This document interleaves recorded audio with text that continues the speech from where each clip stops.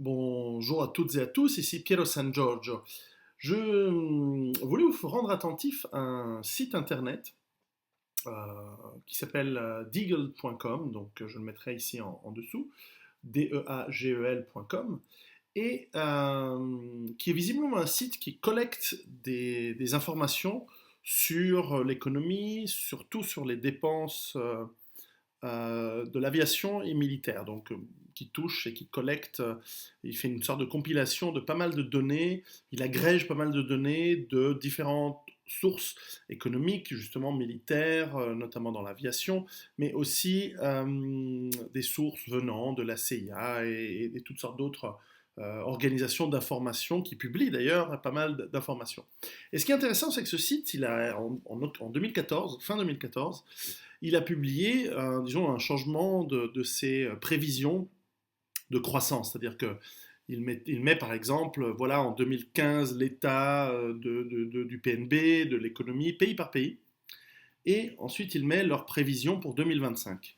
Et là, il y a eu pas mal de monde qui, tout d'un coup, ont été très étonnés de voir dans ce site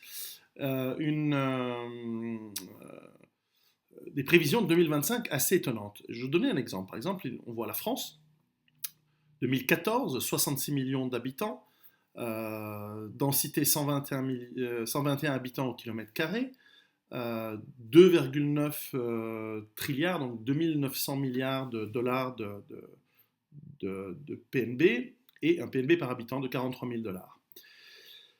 Et on voit provision pour 2025, population 44 millions, donc significativement moins qu'en 2014.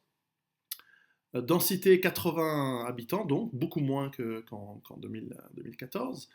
Et un PNB par habitant, vous allez voir, c'est là où il y a un truc qui cloche, mais bref, un PNB d'habitants qui descend à 25 000 dollars par habitant. Donc on voit une perte de population de 22 millions, donc à peu près un tiers. Et si j'arrive à voir les informations des autres sites, on voit que par exemple, l'Italie passe de 60 millions, 61 millions à 45. On voit que, donc, je parlais de la France, donc on voit que le Japon passe de 127 millions à 46 millions. Et on voit par exemple les États-Unis, est-ce que j'arrive à les retrouver tout de suite les États-Unis, voilà, les États-Unis qui passent de 318 millions d'habitants en 2014 à 64 millions d'habitants. Donc une perte de 200 et quelques millions d'habitants aux États-Unis. Alors, beaucoup de gens qui regardent ce site ont été alertés, se sont dit mais comment c'est possible qu'il y ait autant de prévisions de morts. Pareil, je crois l'Angleterre, c'est l'Allemagne passe de 80 à 48 millions selon leurs prévisions. Euh, je ne sais plus, même la Suisse, j'ai noté, la Suisse passerait de 8, en gros il y aurait une perte de 2,5 millions d'habitants en Suisse, et l'Angleterre passerait de 63 à 22. Donc 40 millions de... Ils disent pas des morts, ils disent une population qui baisse. Alors évidemment, en 10 ans, la population ne peut pas baisser comme ça, c'est par la démographie. Alors évidemment, on va creuser comment ils en sont arrivés là. Alors en creusant un petit peu leur site, ils ont donné quelques explications. Voilà, la Suisse passerait il passerait de 8 millions à 3 225 000 selon eux. Bref, donc, et étonnamment, les pays, on va dire pauvres, c'est là où je vais vous dire pourquoi, à mon avis, il y a un problème avec leur modèle. Les pays pauvres restent à peu près, par exemple, l'Ouganda passerait de 35 à 38, le Népal de 30 millions à 32 millions, bon, ils sont mal barrés hein, cette semaine, etc., etc. Mais enfin, leurs raisons, elles sont les suivantes, et c'est là où c'est la partie intéressante du raisonnement qu'ils ont fait, c'est qu'ils se sont dit, voilà, dans les 10 prochaines années, donc entre 2015 et 2025, c'est impossible que le modèle économique, et surtout financier, et énergétique existant, puisse tenir le coup. Et comme toutes ces sociétés, notamment occidentales, sont basées sur l'urbain, ont des populations essentiellement urbaines et dépendantes de systèmes juste à temps d'approvisionnement, En fait, ils ont fait le même raisonnement que j'ai fait dans mon livre Survivre à l'effondrement économique et dans le livre qu'on a coécrit avec Vol Ouest, Rue Barba. Ils se sont dit, cette crise va arriver forcément dans les 10 prochaines années, donc si elle arrive, voilà la baisse de population. Alors ils ne parlent pas forcément de mort, ils disent que probablement il va y avoir des migrations massives, c'est-à-dire que les gens vont quitter en masse des pays comme la France, l'Angleterre, l'Italie, l'Allemagne, la Suisse, les États-Unis, qui n'auront simplement plus aucune possibilité de permettre la vie à autant de gens, ou une économie raisonnable à autant de gens. Et moi, je pense que ce qu'ils ne disent pas, c'est qu'évidemment qu'une grande partie de cette baisse de la population seront des morts. Les vieux, les suicides et les massacres dus aux crises sociales et ethniques qui vont se passer dans ces sociétés dont le multiculturalisme heureux est en train de mourir de sa mauvaise mort. Et donc, nous voyons voilà, un site qui a un certain renom, même si c'est pas la CIA, c'est pas en tout cas, c'est un site intéressant qui, en tout cas, est arrivé au même raisonnement que celui que nous pouvons être nombreux à avoir, vous qui me suivez. En tout cas, parmi vous, il y en a qui ont le même raisonnement que moi, qui me suivent ici sur cette chaîne. Et donc, qui arrivent à la conséquence du raisonnement. Souvent, j'entends des gens qui disent oui, si nous ne faisons pas des changements, nous avons le droit dans le mur. Droit dans le mur, ça veut dire des millions de morts. Ça veut dire 20, 30, 40, 50. Et pour le cas des États-Unis, très urbain et très dépendant d'un système économique extrêmement complexe, en l'occurrence, on voit que c'est du 60-70% de morts, ou de baisse de population, si on veut rester dans l'euphémisme. Donc, alors moi je pense qu'il y a des erreurs de raisonnement malgré tout. Alors, je suis d'accord avec ce raisonnement. Moi je pense que si effectivement on se viande, ça risque de faire très très très mal. Maintenant, il y a des erreurs dans ce raisonnement pour les raisons suivantes. Tout d'abord, c'est qu'il montre que les pays pauvres, entre guillemets, hein, parce que le Kenya, je sais pas, il y a pas mal de pays d'Afrique, etc., où la population ne baisserait pas. Or, j'imagine que leur raisonnement, c'est se dire les gens sont moins dépendants, sont moins urbains et moins dépendants de flux d'approvisionnement, et donc ils vont souffrir moins. Moi, je pense que c'est une erreur. Je pense qu'ils se trompent. En Afrique, les gens sont très dépendants des flux d'approvisionnement. C'est simplement qu'on ne s'en rend pas compte. Mais les millions de gens qui vivent dans les grandes métropoles africaines sont certes des brouillards et des merdes parce qu'ils vivent dans un taudis et entre quatre tôles ondulées et sont en train de piquer l'électricité sur le système collectif et ne la payent pas. Certes, ils se débrouillent, ils fouillent les poubelles. Enfin bref, il y a tout ça. C'est vrai, ça existe.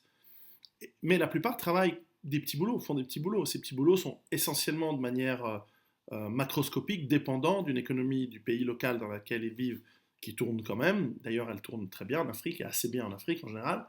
Mais aussi parce qu'elle tourne bien parce que ces pays sont mondialisés et qu'ils exportent et qu'ils travaillent dans l'économie mondiale.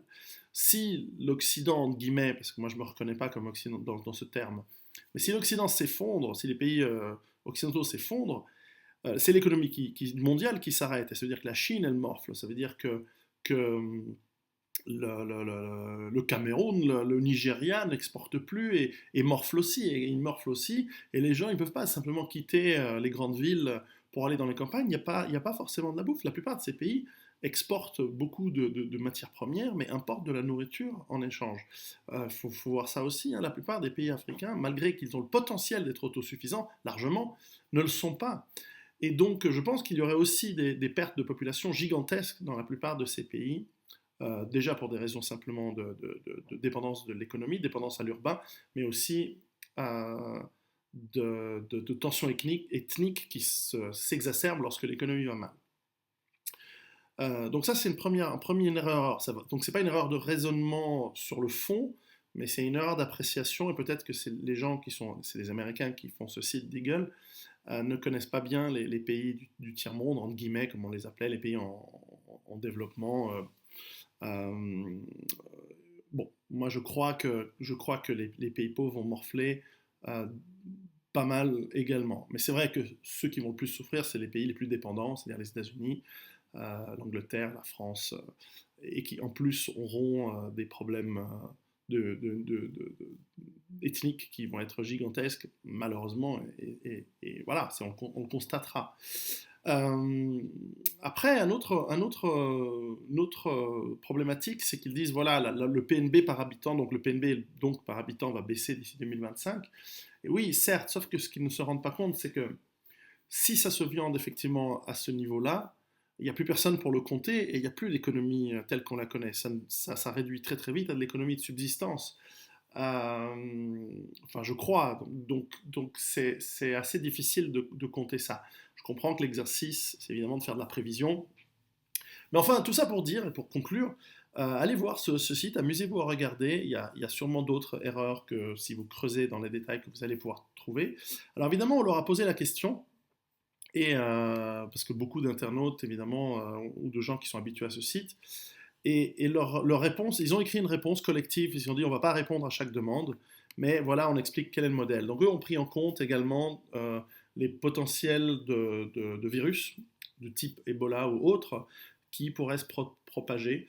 Et également, ils parlent de l'effondrement du type soviétique, c'est-à-dire une économie et une idéologie qui se plantent, typiquement l'économie mondialisée et l'idéologie ultralibérale qui pourraient se planter.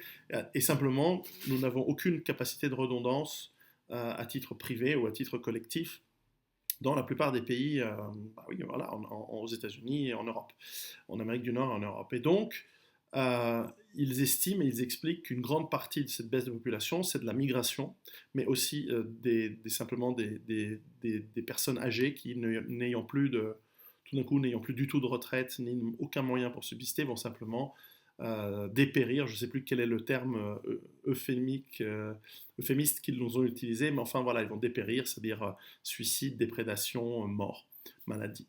Et voilà, donc ils disent que ils disent qu'ils ne sont pas à espérer la mort, ou ils ne sont pas un site satanique. J'aime bien comme ils écrivent ça.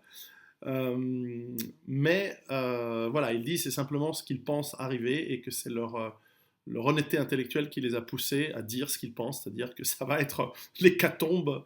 Et donc c'est toujours intéressant de voir quand d'autres personnes arrivent par peut-être des raisonnements différents, eux c'est de la compilation de données macroéconomiques, arrivent en gros aux mêmes conclusions. Et je pense que moi j'ai été assez, les 4 dernières années depuis que le livre est sorti, j'ai essayé de rester aussi un petit peu dans une certaine euphémisme, ou quand je dis voilà ça va être terrible, j'écris pas bah voilà 30 ou 40% de la population française, anglaise ou plus aux États-Unis va mourir, mais c'est franchement ce que je pense. Et parce que ça va être vraiment violent. Alors vous allez pouvoir me dire Pierrot tu exagères, peut-être, et peut-être vous avez raison. Et enfin moi j'ai l'impression de dire aussi ce que je pense malheureusement.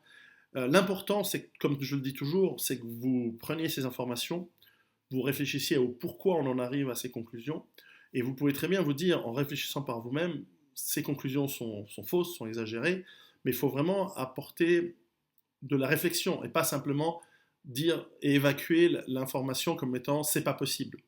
Parce qu'avant la chute de Rome, si on avait expliqué aux Romains que Rome serait passée de 1,5 million d'habitants à 30 000 ou 60 000, ça dépend des sources, la plupart des gens auraient dit c'est impossible. Et une petite minorité aurait réfléchi en disant oui, mais au fond, si l'invasion barbare et les invasions barbares, et si la décadence et si la décrépitude économique se met en place, nous ne serons plus approvisionnés par notre flotte en grains par la Tunisie et l'Égypte, enfin depuis ces régions romaines, et donc, n'ayant plus de pain, la population de Rome va devoir quitter la ville, va devoir s'en aller, et ceux qui ne peuvent pas, eh ben, ils vont mourir de faim.